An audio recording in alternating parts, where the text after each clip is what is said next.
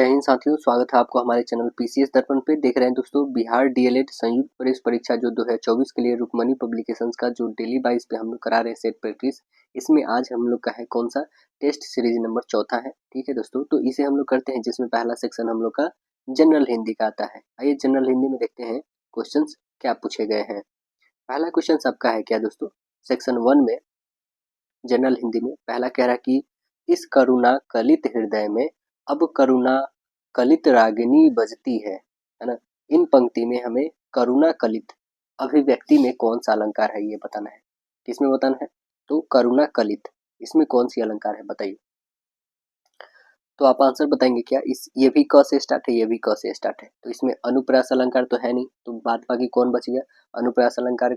तो आप बताएंगे 6 का अनुप्रास, मतलब इसका फोटो कॉपी है, तो आंसर हमारा क्या बनेगा? ऑप्शन नंबर ए बन जाएगा आपका। जैसे कि आपको बता दें कि जहाँ पे स्वरूप और कर्म से अनेक व्यंजनों की आवृत्ति एक बार हो उसे हम लोग 6 का अनुप्रास कहते हैं ना। और वृत्तानुप्रास पूछे तो वो किसे कहते हैं? तो आप बताएंगे कि व्यंजन की आवृत्ति एक या अनेक बार हो वहां पे वृत्तानुप्रास कहते हैं। ठीक है, नेक्स्ट कह रहा है कि चोर वहां दीवार के पास खड़ा था। इस पंक्ति में वहां किस प्रकार की क्रिया विशेषण है? किस प्रकार का क्रिया विशेषण है? तो आंसर्स बता देंगे। यह जो है वहां क्या प्रेजेंट बता रहा है? ये प्रेजेंट वो बता रहा है प्लेस को। किसको बता रहा है? तो यह प्लेस को बता रहा है, और प्लेस मतलब स्थान, यानी हम बचाएंगे स्थानवाचक क्रिया विशेषण होगा। ऑप्शन नंबर सी करेक्ट होगा। देखिए आगे क्वेश्चन पढ़िएगा। कह रहा है कि मेरी बहन 10वीं कक्षा में पढ़ती है। इस वाक्य में 10वीं शब्द में कौन सा विशेषण है? बताइए कौन सा विशेषण है 10वीं में? तो आंसर बताइएगा। इसमें है 10वीं जो है एक नंबर है, वो हमें बता रहा है संख्यावाचक क्रिया विशेषण है, विशेषण मतलब। तो आंसर हमारा सी करेक्ट होगा। देखिए आगे क्वेश्चन कह रहे हैं भयानक रस का जो है अस्थाई भाव क्या होता है? भयानक रस का अस्थाई भाव बताइएगा। तो भयानक रस का अस्थाई भाव होता है भय। आंसर्स बताएंगे, ऑप्शन नंबर सी करेक्ट होगा। देखिए अलौकिक आनंद स्वरूप को रस की संज्ञा दिया गया है। आचार्य जो रामचंद्र शुक्ल ने रस को काव्य की आत्मा कहा है। रसों का राजा क्या होता है? श्रृंगार रस को कहते हैं। श्रृंगार रस के दो उपभेद होते हैं, कौन कौन? संयोग श्रृंगार और वियोग श्रृंगार होते हैं। मुख्यतः 9 जो है रसों का उल्लेख मिलता है इसमें। देखिएगा आगे कह रहा है कि काली घटा का घमंड घटा, इसमें हमें अलंकार बताना है। बताइए कौन सी अलंकार है? तो आप आंसर्स बताएंगे। इसमें अलंकार जो है यमक। आंसर्स ये बताएंगे जहाँ पे शब्द की आवृत्ति 2 या 2 से अधिक बार होती है लेकिन अर्थ जो है अलग अलग होता है, उसी को हम लोग क्या कहते हैं? यमक अलंकार कहते हैं। देखिए यहाँ पे घटा दूसरे वर्ड्स को डिफाइन कर रहा है, यहाँ पे दूसरे को कह रहा है। ये कह रहा है काली घटा है और उसकी घमंड घटा है ना। उसका जो है काली जो घटा है, जब बारिश हो जाएगी तो उसका घमंड घट गया है। तो यहाँ पे घटा का दोनों का अर्थ अलग अलग दिया है, इस कारण हमारा ऑप्शन नंबर ए करेक्ट होगा। उत्प्रेक्षा अलंकार के लिए क्या होता है? तो इसमें उत्प्रेक्षा अलंकार में होता है दोस्तों कि इसमें जैसे आपको पहले से दिया रहेगा, जैसे कि मानहु जानहु है ना, ऐसे वर्ड्स दिए रहे तो आप समझ जाएंगे कि ये उत्प्रेक्षा अलंकार है ना। मानु मनो। रूपक अलंकार के लिए कैसे पता करिएगा? तो रूपक अलंकार जहाँ उपमेय को उपमान के रूप में मान लिया जाता है वहां पे रूपक अलंकार का प्रयोग किया जाता है ना। और उपमा अलंकार को फिर कैसे पता करेंगे? तो उपमा अलंकार जब समान धर्म और स्वभाव शोभा गुण आदि के आधार पर एक वस्तु की तुलना दूसरे वस्तु से की जाती है ना, वहां पे उपमा अलंकार का उपयोग किया जाता है। देखिए त्रिभुवन शब्द में कौन सा समास है? बताइए क्या होगा त्रिभुवन में? तो आंसर देख रहे हैं क्या कहने का मतलब? 3 भवन वाले। तो आंसर हमारा सीधे इसमें द्विगु समास हो जाएगा। ऑप्शन नंबर सी बनेगा। द्विगु समास का प्रथम पद जो है संख्यावाचक होता है। तो आप देख रहे हैं त्रि मतलब 3 होता है, तो ये संख्यावाचक है। देखिए आगे क्वेश्चन कह रहा है कि जिन पंक्तियों में एक शब्द या फिर शब्द समूह अनेक बार आए किंतु उनका अर्थ प्रत्येक बार अलग हो, कौन सा अलंकार? अभी जस्ट हम लोगों ने पढ़ा है, कौन सा अलंकार होगा? एक शब्द समूह जो अनेक बार आए किंतु उनका अर्थ जो है बार बार जो है अलग होता है।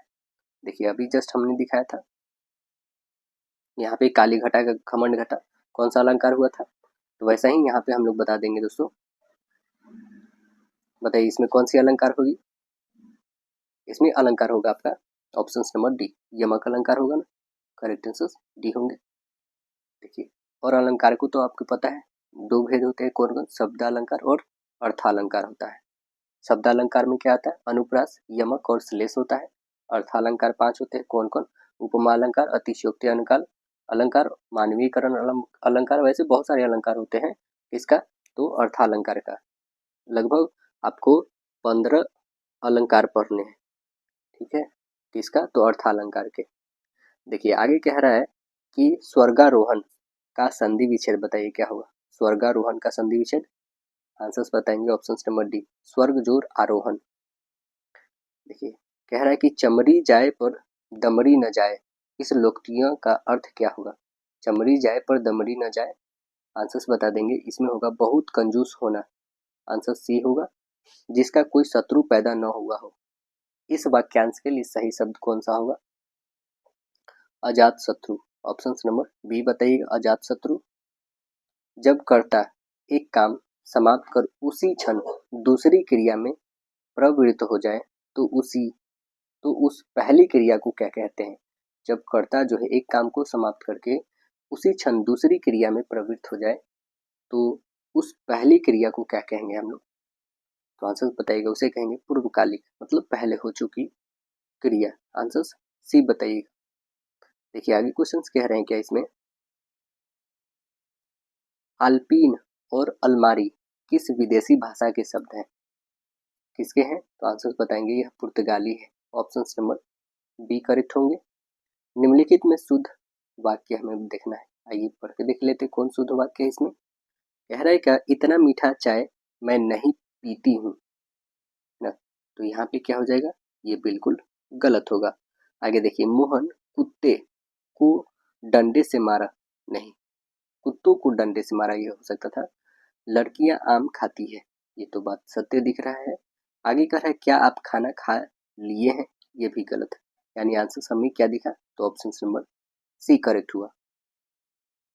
आगे कह रहा है पूत सपूत तो धन संचय, पूत कपूत तो का धन संचय, है ना। तो इसमें हमें प्रयुक्त में अलंकार बता देना है कि कौन सा अलंकार होगा। तो आइए देखते हैं इसमें कौन सा अलंकार होगा। कह रहा है कि पूत सपूत तो का धन संचय, पूत कपूत तो का धन संचय, है ना। यहाँ पे देखिए थोड़ा, एकदम थोड़ा नहीं, बहुत ज़्यादा, लगभग 70-80% जो है आपका एकदम सेम, जो सेंटेंस पहला है सेम नीचे भी वही, बस एक है इसमें सपूत और इसमें कपूत, बस इसी का डिफरेंट है। नहीं तो दोनों सेंटेंस हमारा देखने से तो एक ही लग रहा है, ठीक है, भले अर्थ दोनों का अलग है। तो उस समय कौन सा अलंकार हो जाए ये बताइएगा, लटानुप्रास अलंकार इसको बताएंगे। आंसर्स ये बताइएगा। कह रहा है कि जब पूत जो है सपूत है तो धन क्यों संचय करना, यदि पूत कपूत ही निकल गया तो उसके लिए भी क्यों संचय करना धन को। आगे देखिएगा, कह रहा है कि लेख लिखा गया वाच्य का हमें पहचान करना है, क्या हो जाएगा? कर्मवाच्य होगा। लेख लिखा गया है तो आंसर बताएंगे, ऑप्शन बी होगा। कह रहा है कि चौपाई छंद के प्रत्येक चरण में कितनी मात्राएं होती हैं? कितनी मात्राएं होती हैं? तो आंसर बता देंगे, टोटल 16 होता है। ऑप्शन बी बताइएगा। चौपाई के चरण, चौपाई के चरण होते हैं, है ना, और प्रत्येक चरण में 16 मात्राएं होती हैं।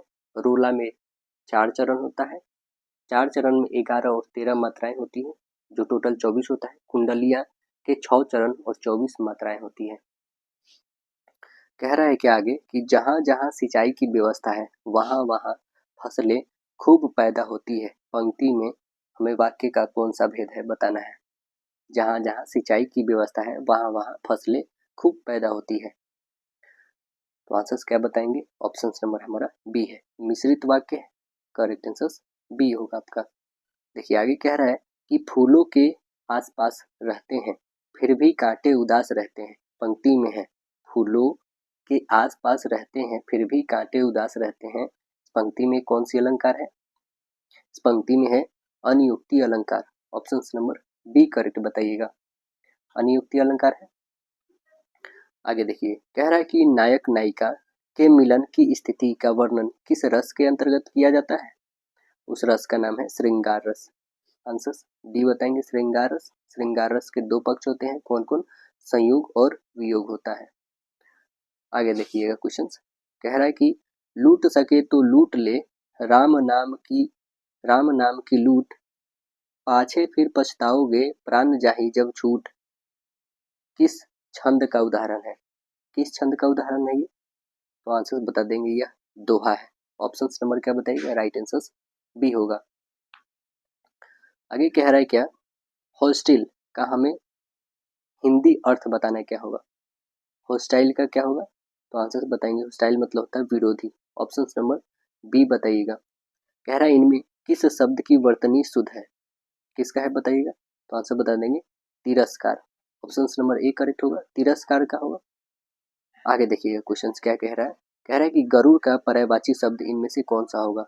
गरुड़ का पर्यायवाची शब्द कौन सा होगा? तो आंसर बताएंगे, खगेश। गरुड़ का क्या होगा? खगेश होगा। गरुड़ का अन्य पर्यायवाची आप याद रख लेंगे, उर्गारी, हरियान, है ना, वातने और खगपति, है ना, सुरपन, विषमुख, ये सभी जो है गरुड़ का पर्यायवाची है।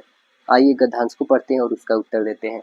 गद्यांश में कह रहा है कि पर्वत राज हिमालय कुदरत का अद्भुत सौंदर्य है। दुनिया का विशाल पर्वत हमारे देश के उत्तर में एक सजग प्रहरी बनकर लाखों वर्षों से हरे भरे पेड़ों और 5 पावन नदियों की अपनी गोद में लिए मुस्कुराते हुए खड़ा है। सिंधु, गंगा, सतलज, यमुना, ब्रह्मपुत्र नदियां इसी महान पर्वत की सीने को चीरते हुए अलग अलग दिशाओं में बहती है।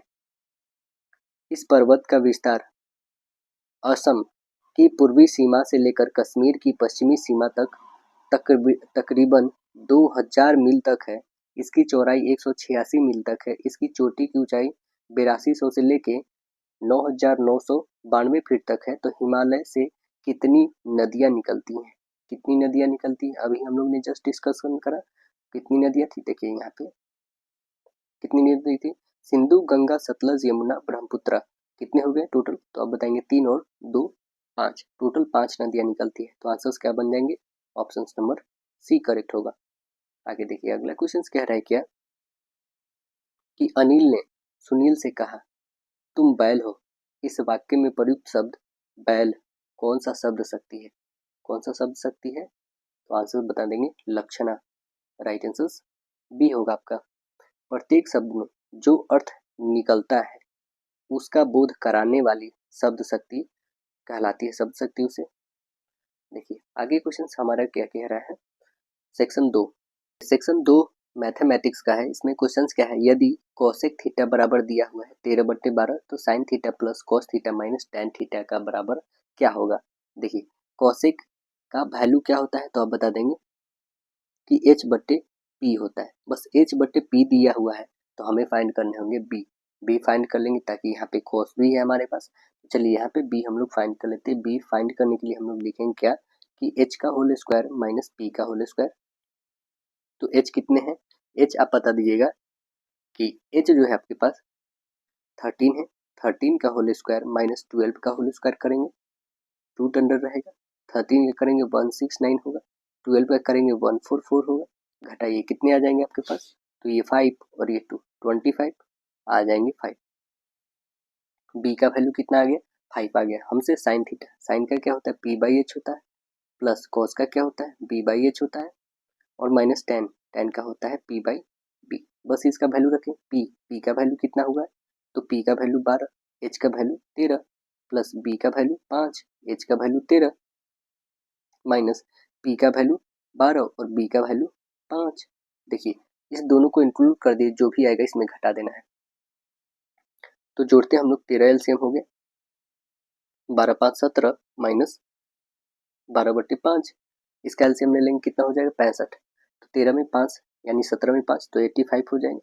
ठीक है, माइनस इसमें हम लोग करेंगे कितने टाइम्स हो जाएंगे? 65 है तो इसे हम लोग करने होंगे 13 और 12 में गुणे, तो कितने आ जाएंगे? इसमें गुणा करते हैं हम लोग तो 156 हो जाएंगे। ओके, अपॉन में लिखेंगे हम लोग 13 65। ठीक है, तो हमारे पास आ चुके हैं 85 में से माइनस करेंगे 156 अपॉन 65, घटाइएगा तो कितने आ जाएंगे? माइनस में 71 अपॉन 65, ये हमारे पास आ जाएंगे। देखिए आइए 71/65, ऑप्शन नंबर डी ही दिख रहा है आपको, ऑप्शन नंबर डी करेक्ट हो जाएंगे। देखिए आगे क्वेश्चन कह रहा है कि हम लोग का यदि साइन इंटू ए प्लस बी √3/2 है और कॉस इंटू ए माइनस बी कितना है √3/2 है, तो ए और बी का संभावित मान कितना होगा। आइए निकाल के देख लेते हैं कितना मान होगा इसका।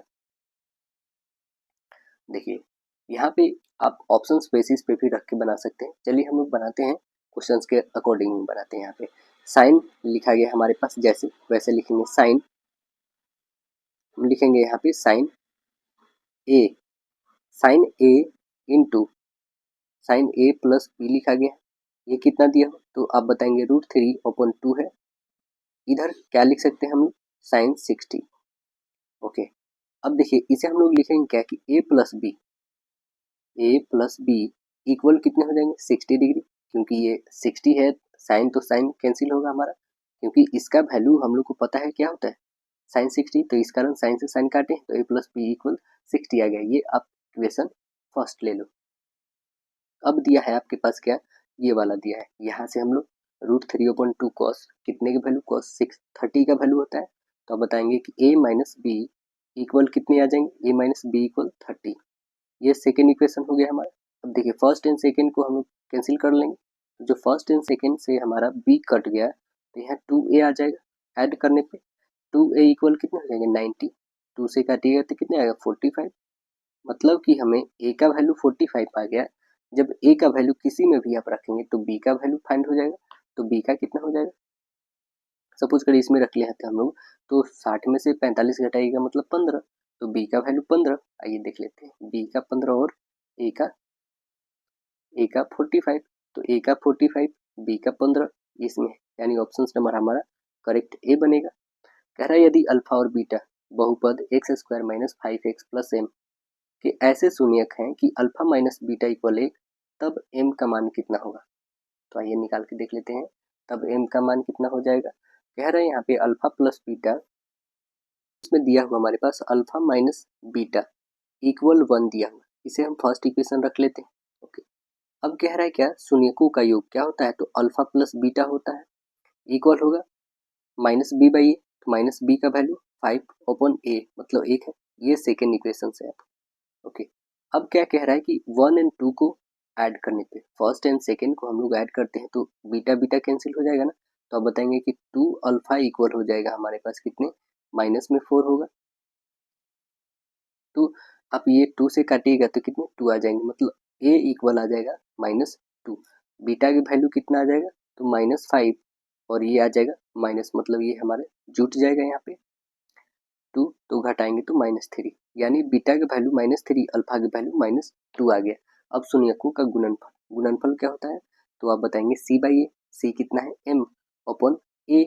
चलिए यहाँ पे रखते हैं, अल्फा कितना वैल्यू है -2 और गुने बीटा का वैल्यू -3 इक्वल m/1 गुणा करेंगे तो कितना आ जाएगा 6 प्लस में, यानी m का वैल्यू कितना आ गया हमारा 6। तो आंसर देखिए m का ही वैल्यू तो बताना था, m का वैल्यू क्या होगा, तो 6, ऑप्शन नंबर बी। आगे क्वेश्चन देखिए, कह रहा है माया और मीरा की वर्तमान आयु 6 और 5 के अनुपात में है, 15 साल बाद 9 और 8 हो जाता है, तो मीरा की आयु कितनी है। चलिए हम लोग इसे सॉल्व करते हैं, कितने हो जाएंगे, कितने हैं 6 और 5 के रेशियो में, 6 और 5 के रेशियो में हो कितना जाता है 9 और 8 के रेशियो में कितने साल बाद, तो 15 साल बाद। ठीक है, चलिए इसे गुणा करेंगे कितना आ जाएगा 45, चलिए इसे करेंगे कितने आ जाएंगे 48, चलिए कितने सालों बाद 15 सालों बाद। आइए मल्टीपल करते हैं, 15 अट्ठे कितने होते हैं 120, 15 नम्मा कितने होता है 135, डिफरेंस कितने हो जाएंगे, अब बताएंगे इसमें 15 का, इसमें डिफरेंस कितना हो जाएगा 3 का, मतलब 3 बराबर 15 रख सकते हैं क्या, तो यस, अब बताएंगे 3 बराबर हम लोग 15 रखें तो 1 का वैल्यू कितने आ जाएगा, तो अब बताएंगे 1 का वैल्यू 5 आ गया। हमें किसका वैल्यू निकालना था, तो मीरा का उम्र निकाला था, मीरा कितनी थी, आइए यहाँ पे हम लोग बता देते हैं। यहाँ पे माया और मीरा, पहले थी माया, ये माया है, ये मीरा है, हमें मीरा का चाहिए, ये मीरा की आयु, एक का वैल्यू कितना आया है 5 आया है, 5 में 5 से गुना कर दिए 25, यानी आंसर्स क्या बनेंगे, ऑप्शन नंबर डी करेक्ट होगा आपका। देखिए आप चाहेंगे तो ये फार्मूला बेसिस पे भी बना सकते हैं। देखिए ये क्या है, फार्मूला बेसिस पे कह रहा है 6 और 5 के रेशियो में है ना, तो आप रखिए 6x तो अपन हो जाएगा 5x, इसमें 15 साल बाद तो 15 लिख लीजिए और +15 रेशियो कितना हो जाता है, तो 9/8। बस इसे क्रॉस मल्टीपल कर लीजिए, इसको इससे गुणा और इसको इससे गुणा करके आप x का वैल्यू निकाल लेंगे यहाँ से। चलिए आगे क्वेश्चन हम लोग देखते हैं। कह रहा है यदि दिया हुआ हमारे पास त्रिभुज का शीर्ष तो उसका क्षेत्रफल 18 है, तो x का संभावित मान हमें बताना है कितना होगा। चलिए यहाँ पे हम लोग निकालते हैं, क्या हो जाएगा x की वैल्यू। हमारे पास त्रिभुज का क्षेत्रफल होगा 1/2 और यहाँ पे हो जाएगा x1 इंटू होगा y2 माइनस y3 प्लस हो जाएगा x2, ये हो जाएगा y3 माइनस y1 प्लस हो जाएगा x3 y1 माइनस y2। बस इसे हम लोग सॉल्व करेंगे। जबकि हमारा क्षेत्रफल दे रखा है, कितना दिया है, तो क्षेत्रफल हमारे क्वेश्चंस में दे रखा है 18, है ना। बस इसे सोल्व करिए, ये 2 से जाके इसे गुणा हो जाएगा, मतलब 36 सीधे लिख सकते हैं हम लोग। ठीक है, तो इसे हम लोग 36 लिख देते हैं। अब जो इधर बच गया सीधे लिखेंगे, x1 की वैल्यू रखते चलेंगे हम लोग। यहाँ पे क्या क्या है हमारे पास, तो पहले है 2, 1 में से -3 और x2 का वैल्यू 5 है और ये 3 में से -7 और x3 का वैल्यू x है, ये घटेगा 7 में से 1, मतलब 6 हो जाएगा। चलिए इसे आगे सॉल्व करते हैं हम लोग। आगे सॉल्व करिएगा तो क्या आ जाएंगे आपके पास, तो 18 मतलब इधर 36 आ गया था हमारा, 36 इक्वल होगा -4 प्लस हो जाएगा, प्लस नहीं सीधे माइनस लिखिए 20 और प्लस 6x, है ना। इसे सॉल्व करते हैं तो आप बताएंगे माइनस माइनस प्लस, मतलब -24 हो जाएगा, प्लस में 6x, इधर कितना है 36, तो ये माइनस का है तो इधर प्लस में हो जाएगा, कितने हो जाएंगे, तो बताएंगे टोटल 60 हो जाएगा इक्वल 6x। तो ये 6 से काटिए कितने 10 टाइम्स में, x की वैल्यू कितनी आ गई, तो हमें 10 आ गया। जब x का वैल्यू हमें 10 आ गया तो हमें क्या पूछा था कि x का संभावित मान ही तो बताना है। तो x का संभावित मान जब 10 निकल गया, यानी दूसरा कंफर्म है कि -2 आएगा, यानी आंसर हम यहाँ पे क्या बोलेंगे, ऑप्शन नंबर ए करेक्ट होगा हमारा। चलिए आगे क्वेश्चन देखते हैं कि दो संख्याओं का LCM और HCF 1920 और 16 है। कह रहे हैं यदि संख्याओं में से एक 240 है तो दूसरी संख्या क्या होगी। देखिए इसके लिए फॉर्मूला याद रखने होंगे, पहली संख्या गुने दूसरी संख्या बराबर होता है LCM और गुने होता है HCF। बस बहुत ही आसान है ये। पहली संख्या 240 है, रखिए 240, दूसरी संख्या हमें नहीं पता, LCM हमें पता है कितना 1920 और HCF 16 है। तो हमें जो नहीं पता है संख्या बराबर लिखेंगे 1920 और गुने 16 और बट्टे हो जाएंगे आपके 240, 0 से 0 काटी, इसे काटते हैं हम लोग 4 से, 4 छक्के 24, 4 से 4 16, ठीक है। इसे 6 से काटिए, 6 तिया 18 और 6 दूना 12, यानी कितने आ जाएंगे हमारे पास 32 और 4 में गुणा करने लेंगे तो कितना हो जाएगा 4 दूने 8 और 4 3 12, ये हो जाएंगे 128, यानी ऑप्शन नंबर हमारा डी करेक्ट दिख रहा है 128। चलिए आगे देखिएगा, कह रहा है यहाँ पे हमारे कि निम्नलिखित व्यंजक का मान क्या होगा, क्या मान होगा, तो आइए देख लेते हैं हम लोग। ये स्क्वायर में दिया है, ये भी स्क्वायर में है 243 का। 243 ये किसका होता है, 243 जो है ये किसका स्क्वायर होता है दोस्तों, तो 243 के लिए हम लोग क्या लिखेंगे कि 5 का क्यूब, 5 का नहीं बल्कि 3 का, ये 5 टाइम्स लिखोगे ना आप, 3 का 5 टाइम्स लिखेंगे आप, इसका होल स्क्वायर करिएगा और डिवाइडेड बाई, हम लोग ये 3 को 3 टाइम्स लिखते हैं 27 आएगा, इसका होल स्क्वायर कर दीजिए, क्योंकि 27 का भी होल स्क्वायर है तो 3 को 3 टाइम्स लिखेंगे 27, 3 को 5 टाइम लिखेंगे तो 243 आता है। अब देखिए यहाँ से 3 है, ये 5 है, तो हम लोग इसको काटेंगे तो कितने आ जाएंगे 3 के पावर 10, इसे सीधे लिखिए 3 के पावर 10 डिवाइडेड बाई 3 के पावर 6, तो यानी 6 से 6 तो कट जाएगा लेकिन 4 बच जाएगा इसके पास। अभी देखिए इसे भी हम लोग 3 के ई में कर सकते हैं, तो इसे भी कर लीजिए, तो कितने आ जाएंगे आपके पास 3 के पावर 3 आ जाएगा, है ना, क्योंकि हम लोग इसको यदि डिवाइड करते हैं 6 से तो 3 आ जाएगा, तो इसे भी हम लोग ले लेते हैं डिवाइडेड बाई 3, यानी 3 के पावर हम लोग लिखें 10 में से 4 घटा 10 माइनस 6 माइनस 1 लिखेंगे, तो अब बताएंगे 10 में से 7 घट जाएगा, मतलब 10, 3 के पावर 3 आ जाएगा, तो उसे हम लोग क्या कहते हैं 3 के पावर 3 को 27, ऑप्शन नंबर बी होगा, सी होगा सॉरी। देखिए आगे क्वेश्चन कह रहा है यदि 1/log x cube minus log 3 5 equal 1 है तो x का वैल्यू हमें बताना है कितना होगा। चलिए इसे हम लोग बना के देखते हैं कितना आएगा। कह रहा है यहाँ पे कि 1/log x क्यूब माइनस लिखा हुआ है log क्यूब 5 वैल्यू 1। ये तो हमारा दिया हुआ क्वेश्चन, इसे हम लोग बनाएंगे तो क्या लिखेंगे कि log क्यूब x माइनस हो जाएंगे log क्यूब 5 इक्वल हो जाएगा 1। इसे आप लिखोगे तो log cube x upon 5 equal हो जाएगा 1, यानी x अपॉन 5 इक्वल क्या हो जाएगा तो 3 हो जाएगा, है ना। तो x की वैल्यू निकाल दीजिए, ये मल्टीपल हो जाएगा, x की वैल्यू 15, यानी आंसर्स क्या दिख रहे हैं तो ऑप्शन नंबर बताइएगा। राइट आंसर्स डी होगा 15। देखिए आगे क्वेश्चन कह रहा है क्या, यदि ए बी और सी की औसत आयु कितनी है 22 है, मतलब 3 व्यक्तियों का कितना है 22 है, ठीक है। अब कह रहा है बी और सी का औसत 25 है, ठीक है। दो का कितना दिया हुआ 25 दिया हुआ, 9 वर्ष बाद ए की आयु कितनी हो जाएगी ये हमें बताना है। तो आइए पहले तीनों का निकाल लेते हैं, तो कितने हो जाएंगे 3 और गुने 22 कितने हो जाएंगे 66। दो का कितना होगा 25, गुणा करेंगे कितने आ जाएंगे 50।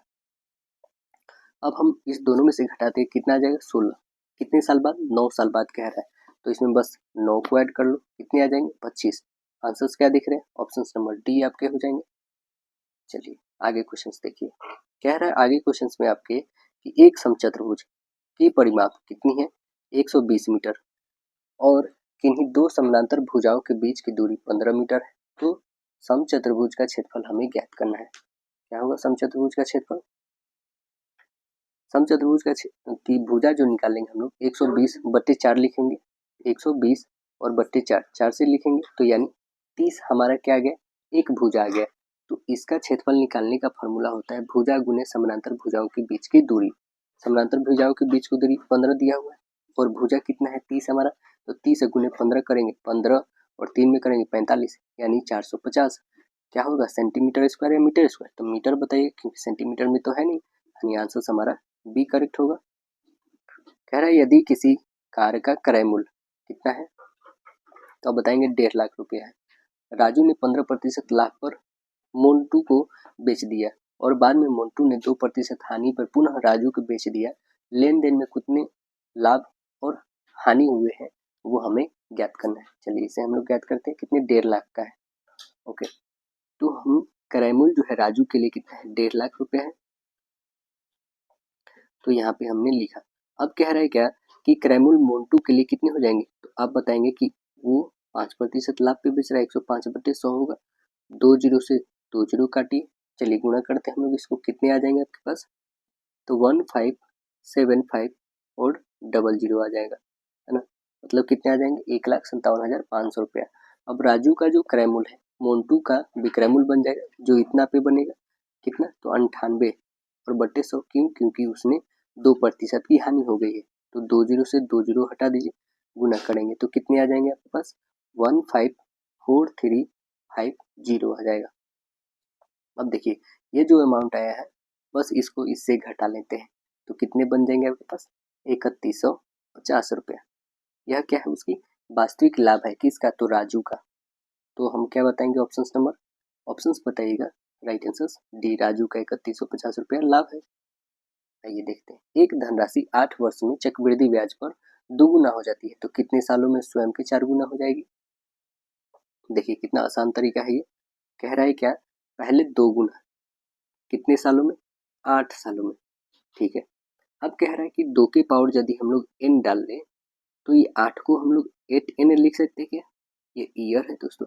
अब देखिए तो बिल्कुल लिख सकते हैं, हमने 2 का होल स्क्वायर करा तो 8 के लिए क्या लिखेंगे, तो आप बताएंगे 2 गुने 8 लिखिएगा, यानी यहाँ पे आ गया 4 तो ये आ जाएगा हमारा 16। मतलब कि वह 4 वर्षों में मतलब 4 गुना तो होगा, कितने सालों में 4 गुना हो जाएगा, तो आप बता देंगे कि वह स्वयं का 4 गुना 16 सालों में हो जाएगा। आंसर हमारा सी करेक्ट होगा। वह छोटी से छोटी संख्या धनात्मक संख्या ज्ञात करें जिसे संख्या 5970 से घटाने पर पर्याप्त पूर्ण वर्ग हो हमें। तो आइए हम लोग घटा के देख लेते हैं। 70 का आप वर्गमूल निकाल लीजिए। जब वर्गमूल आप निकालिएगा तो अप्रोक्सीमेटली ये आपको बता देते हैं, जैसे पहले 7 से लेके चलेंगे 49, ये 0 1, ये 70, किससे फिर करेंगे 14 और 7 से ही करते हैं हम लोग, तो आपके पास आएगा 1029। इसे घटाइए तो कितने आ जाएंगे 14। तो आपके पास क्या आ गया 7 और 7 लगभग 77। यदि 41 कम रहता तो पूरी तरह से कट जाता ना, तो हमारा जो घटाने वाली अभीष्ट जो संख्या है वो कितना है 41 है। तो यही पूछा है कि कितनी घटाई जाए, तो वो है हमारा 41। यदि घटाते तो ये 77 का आराम से निकल जाता वर्गमूल। कह रहा है यदि समानांतर श्रेणी के 11वें पद तथा 18वें पद का अनुपात 2 और 3 के रेशियो में है, तो उनके प्रथम 5 पदों के योग तथा उसके प्रथम 10 पदों के योग का अनुपात हमें क्या होगा ये बताना है। देखिए आइए इसे सॉल्व करके देखते हैं क्या आएगा। पहले तो हम लोग यहाँ पे लेते हैं क्या कि टी एन है ना, टी एन इक्वल होगा A plus N into N minus होगा एन माइनस 1 इंटू डी होगा। देखिए अब कह रहा है क्या कि टी एन कितना है 11 इक्वल हो जाएगा ए, एन का वैल्यू 11 है, 11 में से एक घटाइए तो 10 आएगा, यहाँ पे प्लस रखिए 10 डी हो जाएगा होगा। ठीक, अब कह रहा है कि टी जो है कितना हो जाता है 18, तो आप खुद यहाँ पे घटाइए, इसमें n का वैल्यू 18 में से एक घटाइएगा तो 17, तो प्लस 17 डी लिखिएगा। अब देखिए अकॉर्डिंग टू प्रश्न हम बनाएंगे क्या a प्लस 10d अपॉन हो जाएगा आपके पास a प्लस 17d इक्वल लिखिएगा 2/3। अब इसे क्रॉस मल्टीपल हम लोग करेंगे तो कितने आ जाएंगे, लिखिएगा 3a प्लस 30d इक्वल हो जाएगा हमारे पास 2a प्लस हो जाएगा 34d होगा। यानी हम यहाँ पे ए का वैल्यू बताइएगा तो क्या हो जाएगा 4d होगा ना, ए का वैल्यू 4d, तो एस एन इक्वल होता है n/2 2a plus n minus 1 into D. इसे रखेंगे तो कितना हो जाएगा S5 इक्वल हो जाएगा 5/2, ये हो जाएगा हमारा 2a plus 5 minus 1 into D होगा, है ना। इसे आगे सॉल्व करेंगे तो कितना हो जाएंगे 5 में से एक घटेगा तो 4 यानी 4d हो जाएगा। चलिए यहाँ पे लिखते हैं हम लोग सीधे 5/2 इंटू हो जाएगा 2 इंटू 4d और प्लस हो जाएगा हमारा 4d। चलिए इसे आगे लिखेंगे तो 5/2 हो जाएंगे कितने, तो ये हो जाएगा 12d हो जाएगा। ओके, ये हो जाएगा हमारे पास 12d। इसे काट दीजिए 2 से 6 हो जाएंगे, या फिर इतना ही रहने दीजिए 5/2 12d हम लोग इतना रहने देते। फिर n क्या, तो S10 का वैल्यू आप फाइंड करेंगे तो 10/2 होंगे, ये हो जाएगा 2a प्लस 10 में से एक घटाएंगे तो 9d हो जाएगा। आगे लिखेंगे हम लोग तो क्या हो जाएंगे 10/2 और ये हो जाएगा 2 इंटू 4d और प्लस हो जाएगा 9d। इसे सॉल्व करते हैं आगे, तो आगे आइएगा तो 10/2 इंटू हो जाएगा 17d हो। अब बस इस दोनों का रेशियो निकाल देंगे हमें, तो पहला का क्या था 5/2 इंटू 12d था, अपॉन लिखेंगे क्या हम, तो 10/2 इंटू 17d है। चलिए इस 2 से 2 काटेंगे, 5 से इसे 2 टाइम में काटेंगे, 2 से 6 टाइम में काटेंगे, तो आपके पास आ जाएगा 6/17, दोनों में d है, तो d से d हमारा कैंसिल होगा, तो कितने बच गए 6/17। तो हमारा रेशियो क्या आ गया 6 और 17 का, देखिए कौन सा है, ऑप्शन नंबर सी है। आगे क्वेश्चन कह रहा है क्या कि एक जलधारा की चाल जो है 3 किलोमीटर प्रति घंटा और स्थिर जल में एक आदमी की चाल 6 किलोमीटर प्रति घंटा, धारा की दिशा में 37 किलोमीटर तैरने में आदमी के द्वारा लिया गया समय ज्ञात करना है हमें। चलिए इसे ज्ञात करके देखते हैं क्या आ जाता है। धारा की दिशा में आदमी की चाल कितना है 6 है, और विपरीत कितना है, मतलब धारा की चाल में कितना है 3 है, 6 और 3 कितने हो जाएंगे 9 किलोमीटर प्रति घंटा हो जाएंगे। उसने कितना ट्रेवल करना है 37, तो बट्टे 37 कर दीजिए, बस 37 और बट्टे 9 आपका घंटा आ गया। तो इस 37/9 को हम लोग ब्रेक कर सकते हैं, क्या लिख सकते हैं 9 चौके 36, यानी 9 तो नीचे रहेगा, तो ना तो ये ना ही ये, हाँ ना ही ये, 9 चौके 36 1 37, यानी ऑप्शन नंबर बी करेक्ट होगा हम लोग का। कह रहे 4 सेंटीमीटर त्रिज्या वाले एक वृत्त के केंद्र 5 सेंटीमीटर की दूरी पर स्थित एक बिंदु से वृत्त पर खींची गई स्पर्श रेखा की लंबाई हमें ज्ञात करना है। देखिए ऐसा एक वृत्त है आपके पास, ठीक है ना, यहाँ से एक स्पर्श रेखा खींची गई है हमें, ठीक है। अब देखिए यहाँ से जो स्पर्श रेखा खींची गई है इसकी 5 दिया हुआ लंबाई, ये है ए, ये है बी, ये है ओ। यहाँ पे राइट एंगल का फॉर्मेशन बनता है, ठीक है। आगे देखिए इसमें क्या क्या दिया हुआ हमारे पास, ये एक समकोण है ए ओ बी, जिसमें ए ओ 5 दिया हुआ है, तो ए ओ का होल स्क्वायर लिखेंगे ओ बी का होल स्क्वायर और प्लस होगा ए बी का होल स्क्वायर, ठीक है ना। तो इसे सॉल्व करते हैं हम लोग। ए ओ कितना है, ए ओ हमारे पास 5 दिया हुआ है, 5 का होल स्क्वायर 25 हो जाएगा, इक्वल होगा ओ बी कितना है 4, 4 का होल स्क्वायर 16, इक्वल लिखेंगे हम लोग यहाँ प्लस ए बी तो हमें फाइंड करना है, तो इधर जाके घटेगा, तो 25 में से 16 घटाइएगा तो 9, 9 का स्क्वायर रूट निकालिएगा तो 3, यानी इसका हमें ए बी का वैल्यू कितना निकल गया, 3 निकल गया। वही तो निकालनी थी, आंसर्स क्या बन गए, ऑप्शन नंबर डी करेक्ट हो गया 3 सेंटीमीटर। देखिए ये नंबर को 5 तथा 6 का अंकित मान का योग कितना होगा। देखिए 6 का अंकित मान कितना होगा, 6 ही होगा, 6 का अंकित मान 6 ही होगा। आगे कह रहा है 5 का अंकित मान, तो 5 ही होगा, 6 और 5 ऐड करिए 11, ऑप्शन नंबर क्या बनेगा, राइट आंसर डी होगा। आगे कह रहा है यदि ऋचा की आय मीना की आय से 9 सही 1/11 अधिक प्रतिशत है, मीना की आय ऋचा की आय से कितना प्रतिशत कम है। बस हमें बताना है कितना कम है, तो 11 नंबर 99 100/11 है ना, इसे इतना हम लोग लिख सकते हैं। चलिए यहाँ पे हम लोग बताते हैं कि ये कितने कम है। कह रहा है यहाँ पे हम लोग लिखें 100/11 किससे कम है, तो 100 प्लस जो है 100/11 से गुने 100 लिखेंगे। चलिए इसे सॉल्व करिएगा तो कितने आ जाएंगे आपके पास, ये गुणा 1100 और प्लस 1 1200 हो जाएगा, मतलब 100/11 100/11 अपॉन हो जाएंगे ये 1200 अपॉन हो जाएगा 11, 11 से 11 कैंसिल, 200 से 0 कैंसिल, यानी 2 बच गए। यहाँ पे मल्टीप्लाई बाई 100, ये काटिए 2 से, तो 12 से काटेंगे हम लोग 4 3 12 और 4 से 25 टाइम में, यानी कितने आ गए, तो 25 बट्टे हमारा 3 आ गया, ये 25/3 आ गया है। और बच क्या गया हमारे पास, तो 25/3 और भी तो कुछ नहीं बचा हमारे पास, जो भी बचा यहाँ पे लिख लेते हैं हम 100 और बट्टे यहाँ पे आपके बचे हैं 1200 है ना, और गुन्ने 100। देखिए ये 2 जीरो से 2 जीरो हमने काटा, इसको हमने काटे 4 से 3 टाइम में, 4 से 25 टाइम में, 25/3 है, 25/3 को हम लोग और क्या लिख सकते हैं, 25/3 को हम लोग कैसे लिख सकते हैं।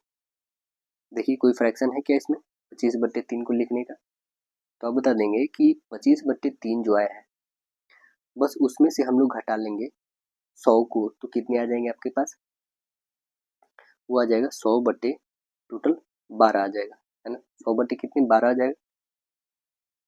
तो 100/12 को हम लोग कैसे रिप्रेजेंट कर सकते हैं, तो 12, अब 12 से 12 अट्ठे और प्लस में 4 जो 12 अट्ठे 96 और प्लस 4, यानी एक ही दिख रहा है, वो ऑप्शन नंबर सी है आपका। देखिए आगे कह रहा है कि आरोही क्रम में व्यवस्थित कीजिए आंकड़ों का माध्यिका 19 है, तो x का मान हमें बताना है क्या होगा। तो पहले तो हम काउंट करते हैं कितने नंबर है, 1 2 3 4 5 है, 1 6 7 1 8, टोटल सम संख्याएं हैं हमारी।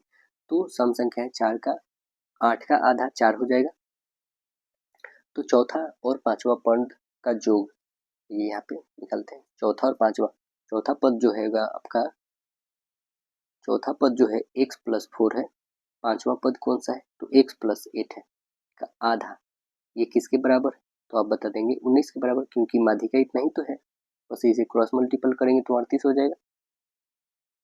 तो x की वैल्यू यहाँ पे हो जाएगी 2x और 8 और 4 12, यानी 38 में से आप घटा लेंगे 12 को, तो कितने हो जाएंगे 6 और ये घटेगा तो 2, यानी 2 से इसे डिवाइड करेगा 13 टाइम में, तो हमें x की वैल्यू कितनी निकली, 13 निकल गई, तो x की वैल्यू तो निकालनी थी हमें, यानी आंसर ये बन गया। अब देखिए इसका वैल्यू इतना दिया हुआ, तो इसका मान ज्ञात कीजिए दशमलव के एक स्थान तक उत्तर देना है आपको। देखिए इसको कैसे बनाएंगे हम लोग, तो यहाँ पे 180 और 80 को हम लोग को ब्रेक करने होंगे, और ब्रेक करके हमें लिखना होगा 45 को तो हम रहने देते हैं, इसे हम लोग लिख सकते हैं क्या 3√5 लिख सकते हैं, प्लस इसे लिख सकते हैं 5√5 किसको, तो 125 को, बराबर लिखा हुआ है 17.89। अब देखिए इसे 5 और 3 कितने हो जाएंगे, 8√5 इक्वल 17.89, है ना। ये कितना आ गया 8√5, तो हम सीधे 8 को इधर लेके आए डिवाइड में, तो आप बताएंगे √5 इक्वल हो जाएगा 17.89 अपॉन हो जाएगा 8। अब देखिए हमें निकालना कितना है 180, √5 का जस्ट हम लोग वैल्यू निकाला, 180 को हम लोग लिख क्या सकते हैं, तो आप बताएंगे कि हम लोग लिख सकते हैं 6√5 लिख सकते हैं, और प्लस इसे लिख सकते हैं 4√5, मतलब 4 कहने के मतलब 16×5 और ये 36×5 180 हो जाएगा यहाँ पे, ठीक। अब देखिएगा ये इसे हम लोग √5 का वैल्यू निकाल चुके हैं, 6 और 4 कितने हो जाएंगे 10√5, √5 का वैल्यू अभी जस्ट हम लोग ने निकाला था क्या, तो यहाँ लिखेंगे 10, √5 की जगह पे क्या लिखेंगे 17.89 अपॉन 8 आया था हम लोग का, बस इसे मल्टीपल कर देंगे तो कितने आ जाएंगे हमारे पास, 2 से काटिए 2 4 जा 2 से काटेंगे 5, है ना, इतने आ जाएंगे। चलिए इसे सॉल्व करते हैं हम लोग, तो आपके पास आ जाएंगे 22.36, 22 कितने आ गए 36, लगभग हम लोग 2-4 बोल सकते हैं, यानी आंसर हमारा वही दिख रहा है, तो इसलिए करेक्ट ये बताइएगा। आगे देखिएगा, कह रहा है यदि समीकरण इतना के मूल बराबर है तो m का वैल्यू कितना होगा, तो आइए देख लेते हैं m का वैल्यू कितना हो जाएगा, मूल यदि बराबर होगा तो। देखिए यहाँ पे हम लोग बनाएंगे यदि क्या हो हमारे मूल बराबर कैसे होते हैं, -b² 4ac इक्वल कितना आना चाहिए 0 आना चाहिए, तो आपका मूल इक्वल होता है। तो ये देख लेते हैं हम लोग क्या, पहले तो m की वैल्यू हमें क्या होनी चाहिए, यहाँ पे हम लोग लिखेंगे क्या यहाँ पे b² मतलब क्या है हमारा m+a है, m+a का होल स्क्वायर माइनस हो जाएगा 4a का वैल्यू कितना है, तो आप लिखेंगे 4 और प्लस m है, और c का वैल्यू 1 है तो 1 रखिए, इसे मल्टीपल करेंगे तो क्या आ जाएगा m² + 2m + 1 माइनस हो जाएगा 16 माइनस हो जाएगा 4m इक्वल लिखिएगा 0। अब इसे सॉल्व करिएगा तो कितने आ जाएंगे m² और -2m + 1 इक्वल हो जाएगा हमारा 16, इसे हम लोग लिख सकते हैं m-1 का होल स्क्वायर इक्वल हो जाएगा 4 प्लस और ये -4 वैल्यू हो जाएगा, क्यों, क्योंकि ये स्क्वायर था जस्ट हमने उसको भेजा स्क्वायर रूट में चेंज हो गया, यानी हम लोग लिख सकते हैं क्या m+1 -m-1 इक्वल प्लस यदि हम लोग 4 रखें तो m की वैल्यू आप बताइएगा उधर जाके जुटेगा 5 होगा, नहीं तो दूसरा क्या निकालेंगे m-1 इक्वल -4, तो m की वैल्यू उधर जाके जुटेगा, मतलब आप लिखेंगे यहाँ पे कि -3, है ना, एक कितना है तो -3 और एक कितना है तो +5, +5 और -3 ऑप्शन नंबर कौन है, right answer option D correct है आपका। देखिए आगे क्वेश्चन, एक आयत का क्षेत्रफल कितना है 60 इकाई है तथा परिमाप कितना है 34, तो उसके विकर्ण बताने कितने हो जाएंगे, क्षेत्रफल दिया हुआ है 60, ठीक है, l इंटू बी दिया हुआ है, 2 इंटू एल प्लस बी हमारा 34 दिया हुआ है।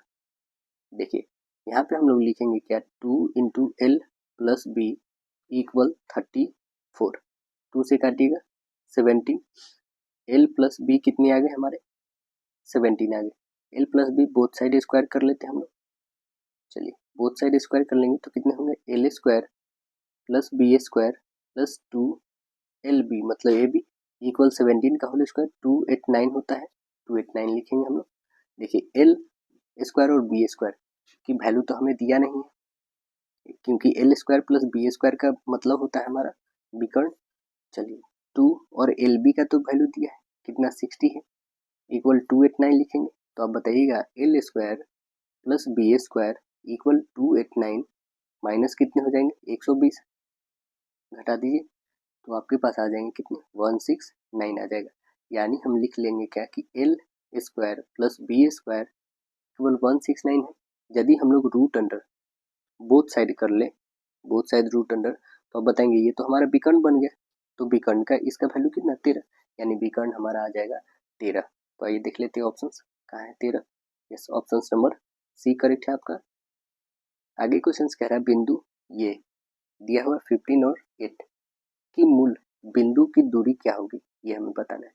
तो मूल बिंदु की दूरी क्या होता है, रूट अंडर एक्स स्क्वायर और प्लस वाई स्क्वायर। एक्स कितना है 15, 15 का कितना होगा 225 होगा, ठीक है, और प्लस हो जाएगा 8 का 64, दोनों का ऐड कर लिए तो 9 और 6 2 8 और 2 2 8 9 किसका होता है 17 का, ऑप्शन नंबर सी।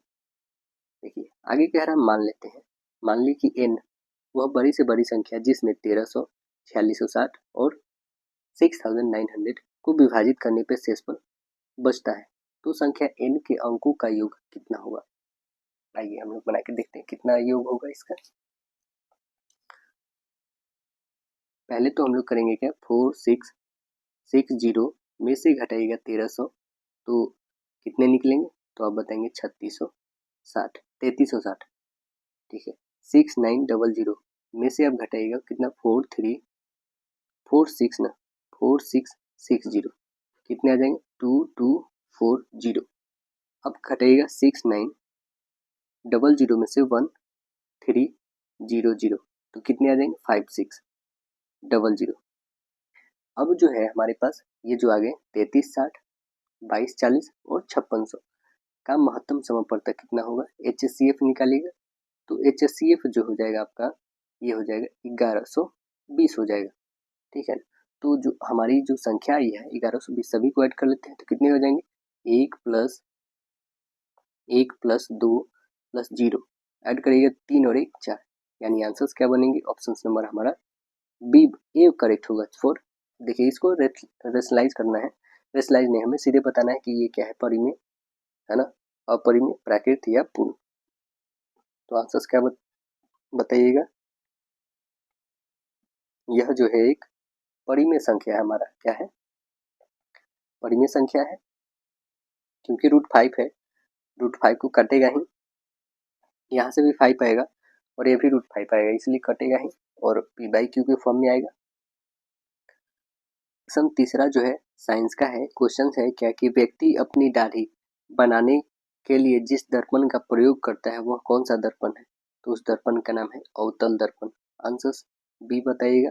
दर्पण सूत्र क्या होता है, 1/v प्लस 1/u इक्वल क्या होता है 1/f होता है ना दर्पण सूत्र। आगे देखिए कह रहा निम्नलिखित विद्युत चुंबकीय तरंगों को हमें समझना है, एक्स किरणें, वाई, माइक्रो और रेडियो। हमें ऊर्जा का बढ़ता हुआ क्रम को दिखाना है, कौन सा हो जाएगा, तो वो बताइएगा। पहले आएगा आपके पास 4 है ना रेडियो तरंग, फिर आएगा माइक्रो तरंग, फिर आएगा एक्स किरणें, तब आएगा गामा किरणें, यानी आंसर्स क्या बनेंगे हमारे, तो right answer option number A correct होगा आपका। देखिए आगे क्वेश्चन कह रहा है महिला जो है सेक्स हार्मोन कौन सा है, क्या है इसका, तो आंसर्स बताएंगे एस्ट्रोजन है, आंसर्स ए करेक्ट होगा आपका। आगे क्वेश्चन कह रहा है क्या, पार्किंसन बीमारी के उपचार के लिए विकास के लिए किसको नोबेल पुरस्कार दिया गया। पार्किंसन बीमारी के उपचार के लिए इसका विकास करने के लिए किसको नोबेल प्राइज दिया गया, तो आंसर बताएंगे अवार्डी कार्लसन को दिया गया, आंसर ए करेक्ट बताइएगा। नोबेल पुरस्कार की शुरुआत जो होती है कब, 1901 में होता है, घोषणा 1900 में होता है, लेकिन इसे कौन से वैज्ञानिक के नाम पे दिया जाता है, अल्फ्रेड नोबेल के नाम पे यह दिया जाता है, यह स्वीडिश वैज्ञानिक थे है ना। और अर्थशास्त्र के क्षेत्र में कब से दिया जाता है, तो 1969 से दिया जाता है, कब से 1969 से दिया जाता है अर्थशास्त्र के क्षेत्र में। देखिए आगे कह रहा है क्या, अधातुओं में कौन द्रव है, देखिए ऑप्शन सर बताइए कौन इसमें द्रव है अधातु में, तो आंसर बताएंगे केवल ब्रोमीन जो है यह एक द्रव के रूप में है, आंसर ए करेक्ट होगा। वे 7वें वर्ग का तत्व है, यह लाल भूरा द्रव होता है, इसकी परमाणु संख्या 35 होती है। देखिए आगे क्वेश्चन कह रहा है कि एल्काइन का सामान्य सूत्र आपको बताना है, एल्काइन का सामान्य सूत्र कौन सा होगा, तो CnH2n-2 होगा, ऑप्शन नंबर सी बताइएगा एल्काइन का क्या होगा, तो CnH2n-2 होगा। तो +2 वाला क्या कहलाएगा? +2 वाला कहलाएगा अल्कीन कहलाएगा। क्या कहलाएगा? अल्कीन कहलाएगा +2 वाला। बताइएगा ठोस में चल सकने वाली तरंगे कौन है? ठोस में चल सकने वाली तरंगे कौन है? ए और बी दोनों है, अनुप्रस्थ और अनुदैर्ध्य दोनों। आंसर सी करेक्ट होगा। क्वेश्चन आपसे है कि चुंबकीय फ्लक्स का एसआई मात्रक बताइएगा। चुंबकीय फ्लक्स का एसआई मात्रक बताएंगे वेबर। आंसर करेक्ट बी बनेगा आपका। आगे कह रहा है कि प्रोटोप्लाज्म शब्द किसने गढ़ा था? प्रोटोप्लाज्म जो है शब्द किसने गढ़ा था? तो आंसर बताएंगे जोहान इवेंजेलिस्ट पुरकिंजे ने गढ़ा था ये, मतलब पुरकिंजे आंसर सीधे बोल सकते हैं। आंसर बी करेक्ट होगा आपका। आगे क्वेश्चन कह रहा है कि ध्वनि का वेग एवं परम ताप से संबंधित आपको बताना है, संबंध क्या है? तो आंसर्स क्या बताएंगे? ऑप्शन नंबर बी करेक्ट बताइएगा। ताप के बढ़ने से ध्वनि की चाल क्या हो जाती है? बढ़ती है। ध्वनि की अब बता दें कि 1 डिग्री ताप बढ़ने से वायु में ध्वनि की चाल 0.61 मीटर प्रति सेकंड से बढ़ जाती है। आगे क्वेश्चन कह रहा है कि असंरक्षित बल के उदाहरण बताना है। असंरक्षित बल के उदाहरण क्या है? वो है उपयुक्त दोनों, घर्षण और शयन बल दोनों है। आंसर सी होगा। चूने की पानी किसके द्वारा दूधिया होता है? बताइए किसके द्वारा दूधिया होता है? तो आंसर बताएंगे ऑप्शन नंबर बी, CO2 के द्वारा जो है यह दूधिया होता है। ऑप्शन नंबर बी होगा। Carbon dioxide. आगे देखिएगा कह रहे हैं कि पॉलीथीन प्लास्टिक का निर्माण कैसे होता है? पॉलीथीन प्लास्टिक्स का निर्माण कैसे होता है? आंसर्स बताएंगे एलिथिलीन के बहुलीकरण से होता है। आंसर्स ये बताइएगा एथिलीन के बहुलीकरण से होता है। नेक्स्ट है कि पानी की कठोरता का क्या कारण है? पानी का कठोरता का कारण बताइए। आंसर्स बताएंगे कैल्शियम और मैग्नीशियम आयन के कारण होता है। आंसर्स बी करेक्ट होगा। जल की कठोरता 2 प्रकार की होती है, जैसे अस्थाई और अस्थाई। जल में अस्थाई कठोरता जल में उपस्थित कैल्शियम और मैग्नीशियम के क्लोराइड एवं सल्फेट के कारण होता है। अस्थाई कठोरता कैल्शियम और मैग्नीशियम के बाइकार्बोनेट में घुलने के कारण होती है। देखिए आगे कह रहा है कि फेनोफ्लेथीन का क्षारीय माध्यम में रंग कैसा होता है? फेनोफ्लेथीन का क्षारीय माध्यम में रंग कैसा होता है? आंसर्स बताइएगा। ऑप्शन नंबर ए गुलाबी होता है। आंसर्स ए करेक्ट होगा आपका। आगे देखिएगा आगे कह रहा है क्या कि अम्ल ABCD का pH वैल्यू 1 2 3 4 है, इनमें सबसे शक्तिशाली अम्ल कौन है? तो कौन है प्रबल? आंसर्स ए वाला बताइएगा जिसका सबसे कम वैल्यू है। उन पशुओं को क्या कहा जाता है जो पौधों और पशुओं दोनों को खाते हैं? उनको क्या कहते हैं? उन्हें हम लोग कहते हैं सर्वाहारी। आंसर्स सी करेक्ट होगा, सर्वाहारी कहेंगे। आगे देखिए क्वेश्चन कह रहा है इनमें से किसे आधुनिक वनस्पति विज्ञान का जनक माना जाता है? किनको मानते हैं? कार्ल लिनियस को। आंसर सी बताइएगा। कौन जो है अशुद्ध पदार्थ है? अशुद्ध पदार्थ कौन सा है? वायु है। ऑप्शन बी करेक्ट होगा, अशुद्ध पदार्थ है। आपके शरीर में स्थित ऊर्जा न्यूनतम होती है कब होता है बताइए? तो वो होता है जमीन पर लेटने पर। आंसर से डी बताइए। आपके शरीर में जो है स्थितिज ऊर्जा सबसे कम कब होती है? जमीन पर लेटने पर होता है। देखिए अगला जो सेक्शन आता है सोशल स्टडीज का है। देखिए क्वेश्चंस क्या कह रहा है, कौन सा चोल शासक उत्तरी श्रीलंका पर विजय प्राप्त किया था? कौन थे बताएंगे? तो राजराज प्रथम। आंसर ए बताइएगा। उन्होंने इसने जो है उत्तरी श्रीलंका की राजधानी जो है अनुराधापुर को नष्ट कर दिया था और राजराज प्रथम ने जो है पुल्लोलरुवा को राजधानी अपना बनाया था। राजा जो प्रथम चोल जो थे वो 985 से लेके 1014 तक जो है उत्तरी श्रीलंका के साथ साथ मालदीव पर भी विजय प्राप्त किए थे। आगे देखेंगे क्वेश्चन, बिहार सोशलिस्ट पार्टी का गठन कब हुआ था? तो आंसर बताएंगे 1931 में हुआ था बिहार सोशलिस्ट पार्टी का गठन 1931 में। और कांग्रेस सोशलिस्ट पार्टी का गठन कब हुआ था? तो आंसर बताएंगे 1934 में हुआ था। और बिहार सोशलिस्ट पार्टी की स्थापना 1931 में हुआ था। इसमें जो है जो अहम भूमिका किनका किनका था? तो रामवृक्ष बेनीपुरी, रामानंद मिश्र और गंगा शरण सिन्हा जी का था। कांग्रेस सोशलिस्ट पार्टी के प्रथम अध्यक्ष कौन थे? आचार्य नरेंद्र देव थे और सचिव जयप्रकाश नारायण थे। देखिए आगे क्वेश्चन कह रहा है क्या कि रॉबर्ट क्लाइव के द्वारा निम्नलिखित में से किस भारतीय को बिहार का नायब दीवान नियुक्त किया गया? किनको नियुक्त किया गया बताइए? तो आंसर बता देंगे। इनका नाम है राजा सिताब रॉय को। आंसर डी बताइएगा, राजा सिताब रॉय को। 12 अगस्त 1765 को क्लाइव और जो है शाह आलम द्वितीय के बीच में इलाहाबाद की संधि होती है। आगे देखिए, वह कौन सा स्थान है जिसकी स्थिति 3 समुद्रों के मिलन स्थल पर है? कौन है बताइए? तो उसका नाम है कन्याकुमारी। 3 अर्ध चंद्रकार से मिली हुई है। आंसर सी करेक्ट बताइएगा। देखिए आगे क्वेश्चन है कि हिमालय की सर्वोच्च श्रेणी कौन सी है? हिमालय की सर्वोच्च श्रेणी हिमाद्री। ऑप्शन नंबर बी बताएंगे, हिमाद्री है।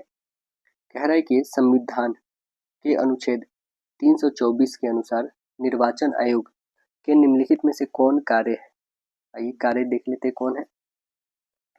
कार्य कह रहा है कि सांसद तथा राज्य विधानमंडलों के निर्वाचन के लिए नामावली और राष्ट्रपति तथा उपराष्ट्रपति के पदों के निर्वाचनों का अधीक्षण, निर्देशन और नियंत्रण करना। सही है। सांसद तथा राज्य विधानमंडलों के निर्वाचन संबंधी संदेहों और विवादों के निर्णय के लिए निर्वाचन अधिकारियों की नियुक्ति करना, यह भी सही है।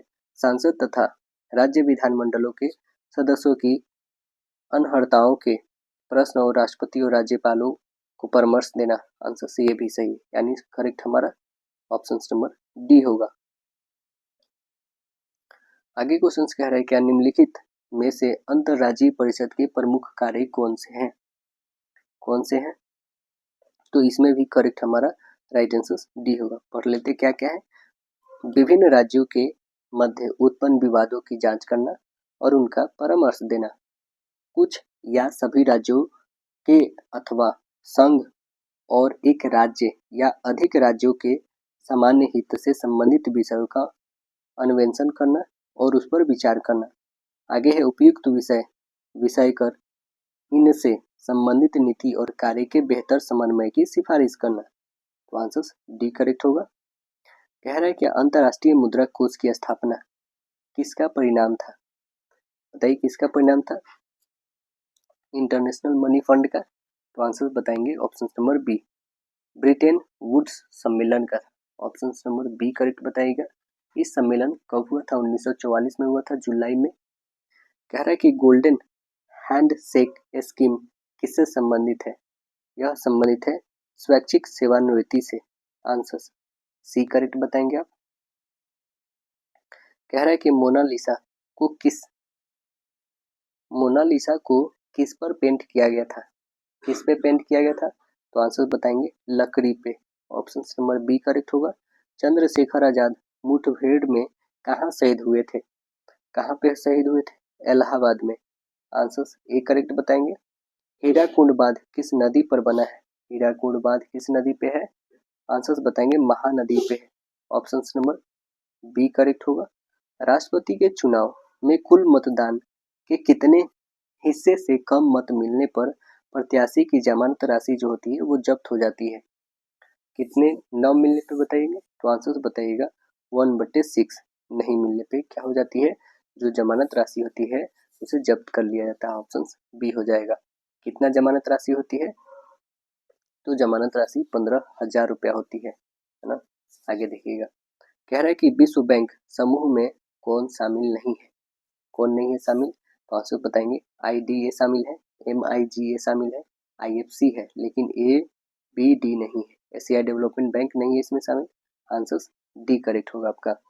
देखिए ADB की स्थापना 1966 में होता है। कह रहा है आगे क्वेश्चन की फतेहपुर सीकरी का बुलंद दरवाजा का निर्माण गुजरात विजय के उपलक्ष्य में बनवाया गया। गुजरात पर कब विजय प्राप्त किया अकबर ने? तो आंसर बताएंगे यह प्राप्त किया 1572 में। आंसर ए करेक्ट बताइएगा। कह रहा है आगे क्वेश्चन क्या है कि किस राज्य में गेहूं का प्रचुर मात्रा में उत्पादन होता है? किस राज्य में होता है? उत्तर प्रदेश में। आंसर सी करेक्ट होगा। अंकटाड की स्थापना कब हुई थी? अंकटाड की स्थापना 1964 में। आंसर बी बताइएगा। अंकटाड का मतलब क्या होता है? United nation conference on trade and development. 1964 में संयुक्त राष्ट्र संघ की महासभा के द्वारा किया गया था इसकी स्थापना। आगे क्वेश्चन है कि बिहार में कौन सा जिला जूट उत्पादन में सबसे आगे है? जूट, आंसर बताएंगे पूर्णिया। ऑप्शन बी होगा। कह रहा है V I Lenin, V I Lenin का संबंध किससे है? तो आंसर बताएंगे ये वर्ष 1917 के रूसी क्रांति से है। आंसर ए करेक्ट बताइएगा।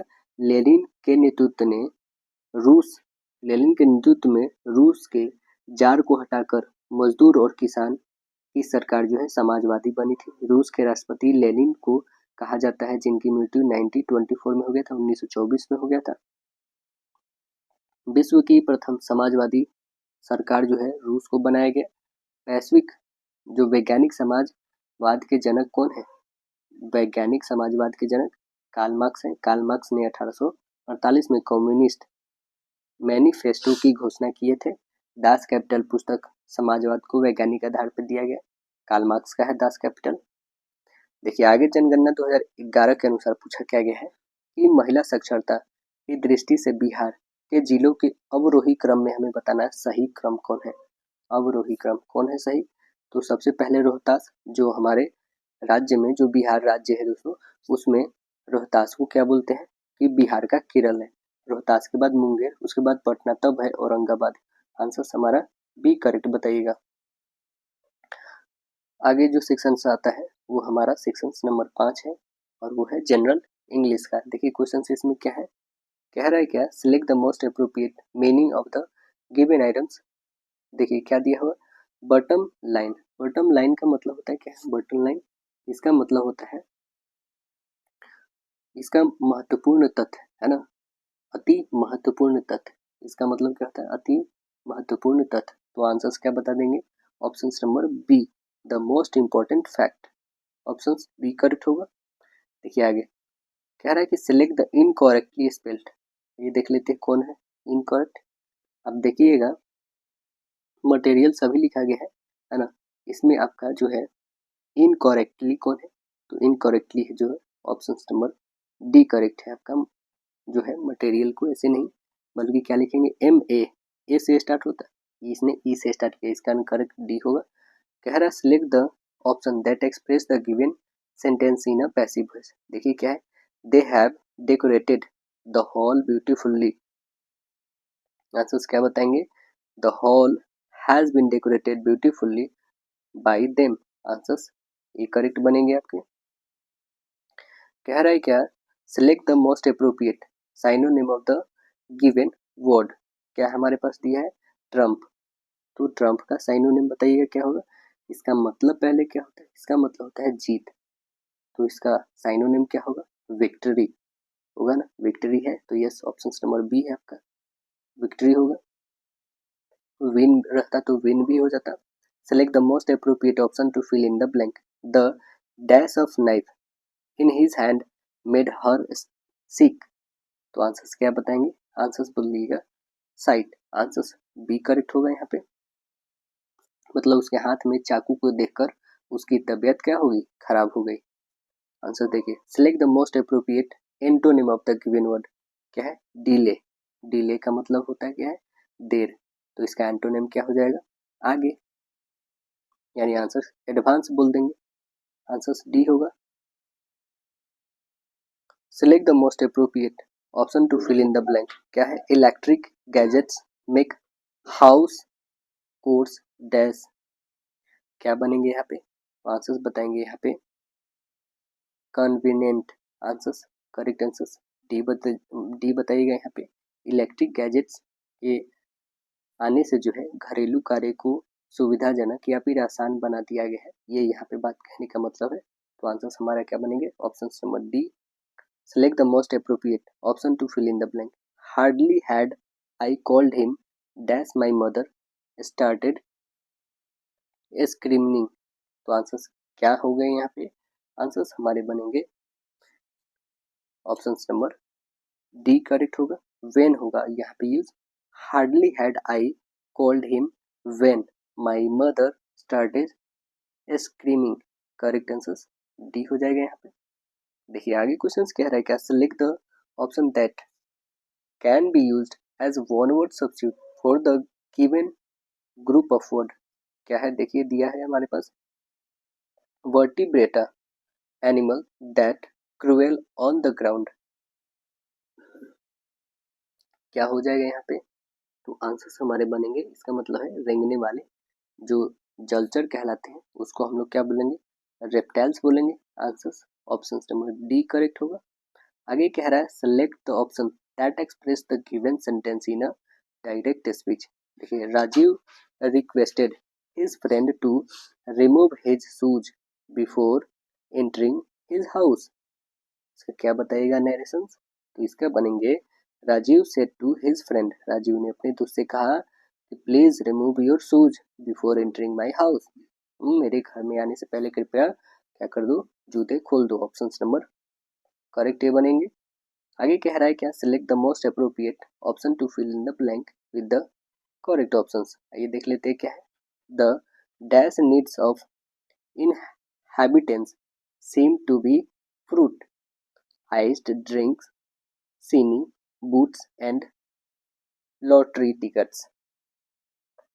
आंसर्स क्या बनेंगे यहाँ पे, आंसर्स हमारा बनेगा करेक्ट आंसर्स ऑप्शन से प्रिंसिपल होगा। करेक्ट क्या बनेंगे, ऑप्शन नंबर ए होगा। देखिए आगे क्वेश्चन कह रहा है कि select the most appropriate option to fill in the blank.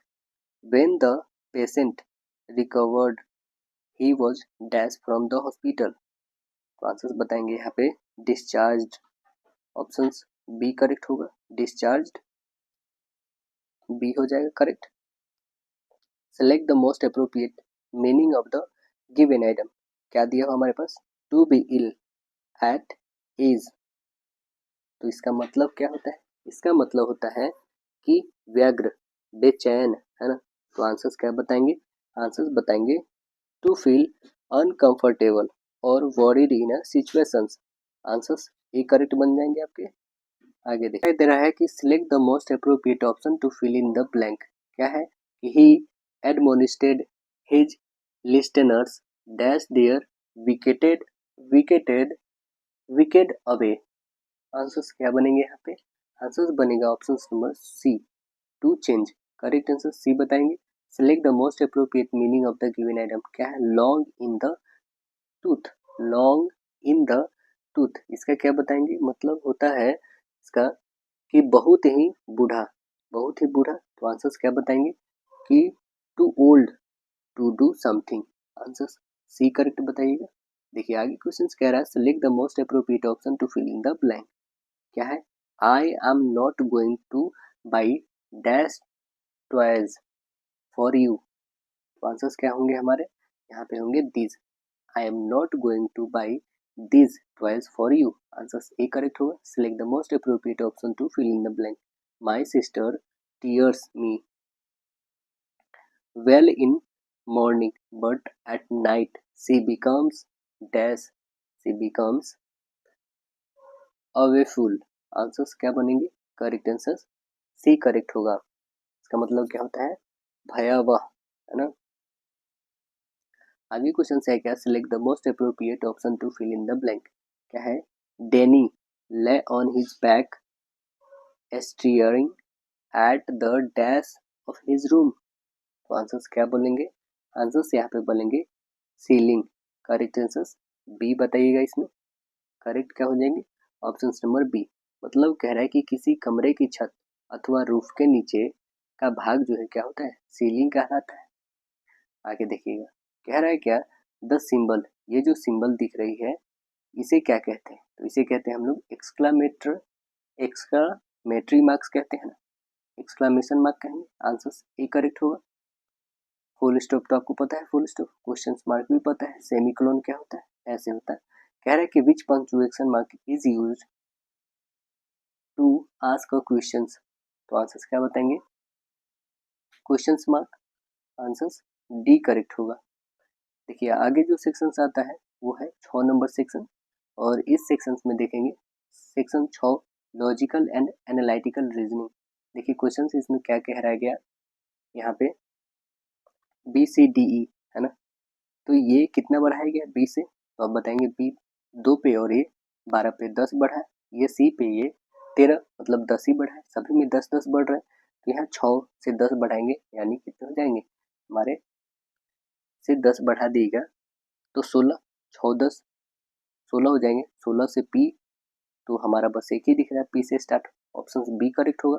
देखिए ये 16 के बाद 258, 25 के बाद क्या आएगा, 16 का होल स्क्वायर करिएगा तो 256, 256 में 2 बढ़ा दिए, 25 का 625 में 2 बढ़ा दिए 227, आंसर बी करेक्ट होगा। देखिए आगे क्वेश्चन, नेक्स्ट क्वेश्चन है हमारे पास क्या कि 6 व्यक्ति एक गोलाकार घेरे में केंद्र की ओर मुख करके बैठे हैं, ठीक है, कैसे बैठे हैं, केंद्र की ओर मुख करके बैठे हैं। पी क्यू और आर के बीच में बैठा है, आर दाएं से दूसरे एम बैठा है तथा पी के बाईं और चौथे स्थान पर एन बैठा है, तो एस की स्थिति क्या है ये हमें दिखानी। तो आइए एस की स्थिति को हम लोग दिखाते हैं कि कहाँ पे होगा एस। यहाँ पे हमने एक डायग्राम को ड्रॉ करा, इसमें हमने दिखाया कि एस यहाँ पे है, जस्ट इसके बाद बताया गया है क्यू को, इसके बाद है पी, इसके बाद क्या है आर है, इसके बाद है एन, इसके बाद है एम। तो हमें किसका बताना है स्थिति, एस की स्थिति। एस कहाँ पे, यहाँ। एस की स्थिति क्या है, क्यू से तीसरा है, क्यू से तीसरा बिल्कुल नहीं है, एन के बगल में, एन के बगल में ये भी नहीं है, आर के दाई से तीसरे है, आर के दाई से तीसरा, हाँ बात तो सही है, यानी आंसर सी बन गया। देखिए आगे क्वेश्चन बताना है इसमें क्या लुप्त है। 15 से 42, आप देखिए 15 गुणे 3 करिए 45 में से 3 घटा दीजिए 42, सेम यहाँ पे वही फॉलो करते रहना है, गुने 3 माइनस 3, गुने 3 माइनस 3 सभी में करेंगे तो आपको एक बार ऐसा आएगा 366 में 3 से गुणा करके 3 घटाइएगा तो आपके पास आ जाएंगे कितने, 1095, आंसर डी करेक्ट होगा। राजेश अपने घर से पश्चिम की ओर 3 किलोमीटर चलता है, 3 किलोमीटर चला दिए, फिर वह दाईं ओर मुड़ता है और 2 किलोमीटर चलता है, दाईं ओर मुड़ता है और 2 किलोमीटर चलता है, इसके बाद दाईं ओर मुड़ता है और फिर 2 चलता है, फिर 2 चलता है और वहाँ 180 डिग्री जो है घूम जाता है। यहाँ से जाने के बाद जो है वह 180 डिग्री घूम जाता है। अब वह किस दिशा में चल रहा है, तो वह किस दिशा में चल रहा है, तो वो किस दिशा में जा रहा है, तो आप बताएंगे पूरब में। आंसर्स क्या बनेंगे, करेक्ट आंसर्स ये बताइएगा। आगे देखेंगे कह रहा है कि इसमें कौन सा हमें आरेख, सिगरेट पीने वाले है ना, शराब पीने वाले, तंबाकू पीने वाले, कह रहा है निम्नलिखित आरेख में कौन सा व्यक्ति ऐसा है जो केवल शराब पीता है, केवल क्या पीता है, शराब पीने वाले, केवल शराब, ये कौन पी रहा है केवल, तो वो भी है, ऑप्शन नंबर सी है। पी और क्यू विवाहित युग्म है, आर ओवर एस परस्पर भाई है, आर का भाई पी है, एस का क्यू से क्या संबंध है, क्या संबंध है, तो वो उसकी देवर। कह रहा है नीचे वर्गों की संख्या बताना है, टोटल वर्गों की संख्या कितनी हो जाएंगी, तो देखिए यहाँ पे एक वर्ग, ये 2, ये 3, ये 4, ये 5, ये 6, टोटल अभी तक कितने आ चुके हमें, 6 मिले, ठीक है, 6 और एक ये कितने हुए 7 और ये कितने हुए एक 8, अभी तक हमें कितने मिल चुके हैं 8 मिल गए और ये वाला एक, अब देख लीजिए तो टोटल कितने मिल गए 9, यानी आंसर्स क्या बन गए, ऑप्शन नंबर ए करेक्ट। देखिए आगे कह रहा है कि एग्जामिनेशन के सभी 11 अक्षर अंग्रेजी वर्णमाला के क्रम में रखे जाएं तो मध्य में कौन सा अक्षर आएगा, मध्य में कौन सा अक्षर आएगा, तो आइए रखते हैं हम लोग, पहले आएगा ए, फिर ए ही आएगा, 2 ए दिया हुआ है, फिर ई है, फिर दिया हुआ है एम, फिर एन डबल एन है, फिर ओ है, फिर टी है और लास्ट में एक्स, कौन सा बीच में आ रहा है, देखिए इधर से 2, इधर से 2, फिर इधर से 2, इधर से भी 2 लेते हैं, फिर इधर से भी 2 लेते हैं हम, तो इधर से 2 तो ले ही नहीं पा रहे, मतलब एक, वो बच कौन जा रहा है एम, तो आंसर हमारा क्या बन गया, राइट आंसर ए। कह रहा है कि उस आकृति लुप्त को बताना है, जो हम लोग का लास्ट क्वेश्चन है। देखिए इसमें लुप्त को बताना है क्या, 12, 2 और 6 कैसे हुआ ये, तो देखिए 2 और गुने 6 करेंगे तो 12, 3 और 3 गुने करेंगे तो 9, तो 4 और 5 में गुना करेंगे तो 20, ऑप्शन नंबर ए करेक्ट होगा। तो आशा है दोस्तों वीडियो पसंद आएगा, फिर मिलते हैं नेक्स्ट सेशन में, जब तक के लिए धन्यवाद।